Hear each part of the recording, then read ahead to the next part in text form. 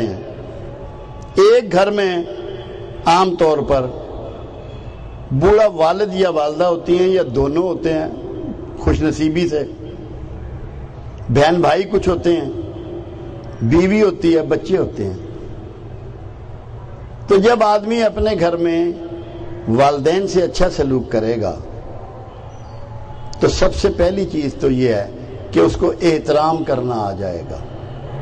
گھر کے اس کے رویے سے وہ احترام سیکھ لے گا، بڑوں کا، بزرگوں کا، یہ اس کی ٹریننگ میں شامل ہو جائے گا۔ دوسرے نمبر پر اسے خدمت کرنا آ جائے گی۔ جب وہ بوڑھے والدین کی خدمت کرے گا فرمان رسول صلی اللہ علیہ وسلم کی روشنی میں، تو اسے خدمت کرنا بھی آ جائے گی۔ اور تیسرے نمبر پر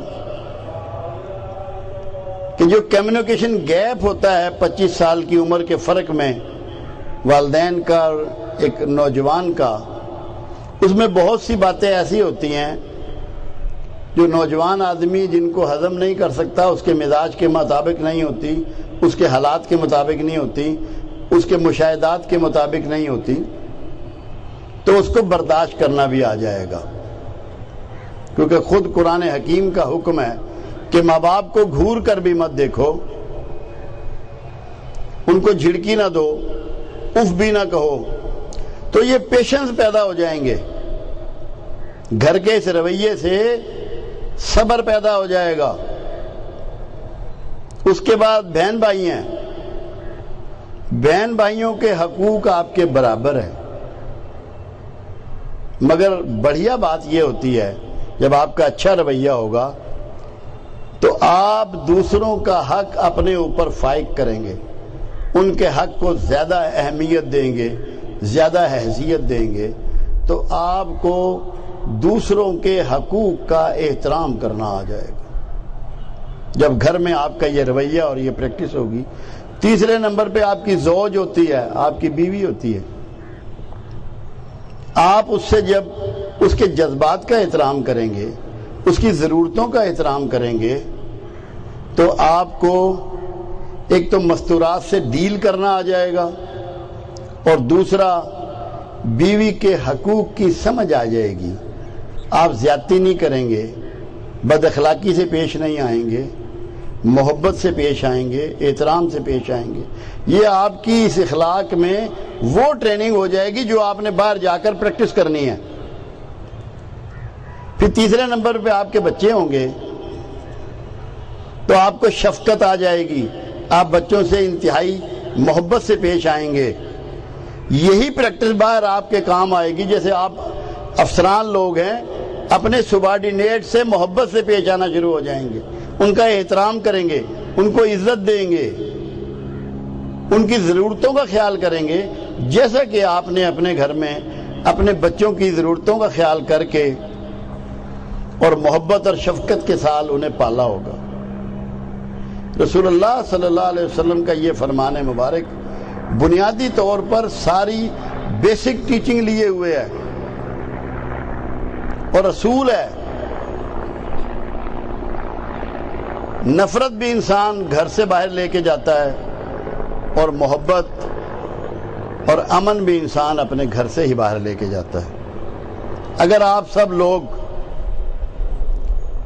یہ عہد کر لیں، یہ پروگرام بنا لیں کہ ہمیں اپنے گھروں کو امن کا گہوارہ بنانا ہے، آپ یقین کر لیں اگر ہمارے کچھ ساتھی کوئی غلطی کرتے ہیں نا تو وہ آئندہ ان سے سرزد نہیں ہوگی، وہ چھوڑ دیں گے، کیونکہ بڑوں کا احترام آ جائے گا، درگزر آ جائے گی، برداشت کرنا آ جائے گا، دوسرے کے حقوق کو سمجھنا آ جائے گا، برابر والوں کے ساتھ ڈیلنگ آ جائے گی، مستورات کے ساتھ ڈیلنگ کرنا آ جائے گی، بچوں پہ شفقت کرنا آ جائے گی۔ یہ ساری چیزیں سیکھ کر جب آپ اپنے گھر سے نکلیں گے تو کوئی وجہ نہیں ہے کہ جو اعزاز رب العزت نے آپ کو محافظ کا لقب دے کے عطا فرمایا ہے آپ اسے مینٹین نہ کر پائیں۔ اور آپ یہ سمجھ لیں جو تنخواہ آپ لیتے ہیں یہ کچھ بھی نہیں ہے، اس کی کوئی ویلیو نہیں ہے۔ کسی کی کم اور کسی کی زیادہ. اصل چیز یہ ہے کہ آپ اللہ کو کتنا راضی کر پاتے ہیں. جو سب سے بڑا گول ہے وہ ہے اللہ کو راضی کر لینا. اگر آپ اپنا وہ فنکشن جو آپ کو اللہ نے اپنی مہر سے عطا کر دیا ہے اس کو پراپرلی ادا کرتے ہیں اور صحیح پرفارم کرتے ہیں، آپ کی حیثیت ادارے میں کچھ بھی ہو، ڈیوٹی سب کی ایک ہی ہے کہ آپ محافظ ہیں اس ملک کے باشندوں کی جان مال ناموس کے، اور یہ ٹھیکہ اللہ کا ہے. اس ٹھیکے کی فرنچائز اللہ نے آپ کو عطا کر دیا. آپ نے اپنے ادارے والوں کو تو جواب دینا ہوگا، آپ کے ایگزیکٹو آپ سے جواب لیتے ہوں گے، مگر اصل جواب وہ ہے جو اللہ کو دینا ہے. اور وہ روزانہ جب کوئی انسان اپنے بستر پر لیٹتا ہے، کہیں اپنی تنہائی میں ہوتا ہے، کہیں لمبے سفر پہ ہو، خاموش ہوتا ہے، واش روم میں نہا رہا ہو، نماز پڑھ رہا ہو، اللہ کی یاد کر رہا ہو، تو یہ ممکن نہیں ہے کہ سوچیں اس کو چھوڑ دیں. ضمیر اس کے اندر چوٹیاں بھرتا ہے اس کو، اور پھر اس کے سارے معاملات اس کے سامنے ریپیٹ ہوتے ہیں، دہرائے جاتے ہیں.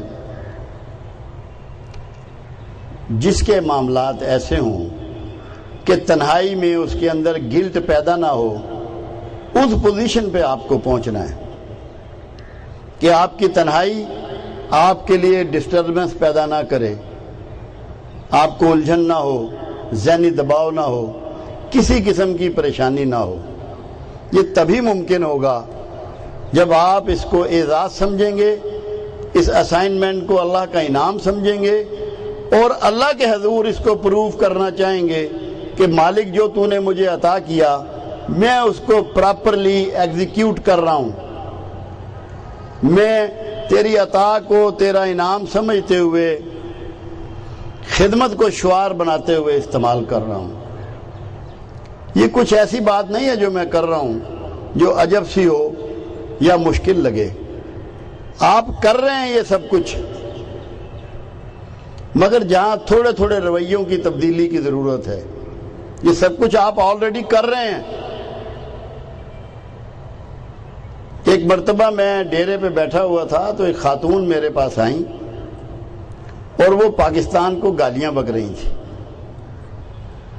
مغرب کا وقت ہو چکا تھا. میں نے کہا بی بی 18 چوڑیاں تو نے سونے کی ہاتھ میں پہنی ہوئی ہیں، موٹے موٹے 2 کنگن تیرے ہاتھ میں ہیں، تیری جوان بیٹی تیرے ساتھ ہے، اس نے بھی پورا سونا پہنا ہوا ہے، تم میرپور سے دینا آئی ہو، دینے سے پھر تم نے ویگن بدلی ہے، جیلم اتری ہو، جیلم میں تم نے رکشہ لیا ہے، میرے ڈیرے پہ ٹالیاں والے آ گئی ہو. اتنی حفاظت کے ساتھ تم یہاں جوانی اور زیور دونوں کے ساتھ پہنچ گئی ہو اور پھر بھی اس ملک کو گالیاں بکتی ہو. تو یہ آپ لوگوں کا اعزاز ہے کہ یہاں عورتیں مہندی کی رسم ہو یا شادی کی، زیورات سے لدی پھدی خیریت سے اپنے گھروں کو لوٹ جاتی ہیں. تو کام تو آپ کر رہے ہیں، ایسا نہیں ہے کہ آپ نہیں کر رہے.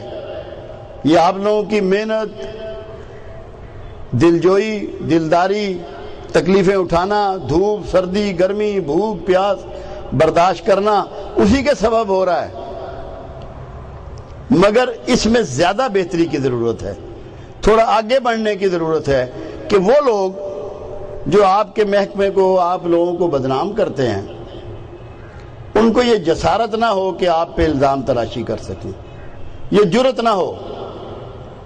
اخلاقی طور پر آپ اپنے آپ کو اتنا مضبوط کر لیں کہ کوئی کیچڑ اچھالنے والا ایسا نہ کر پائے.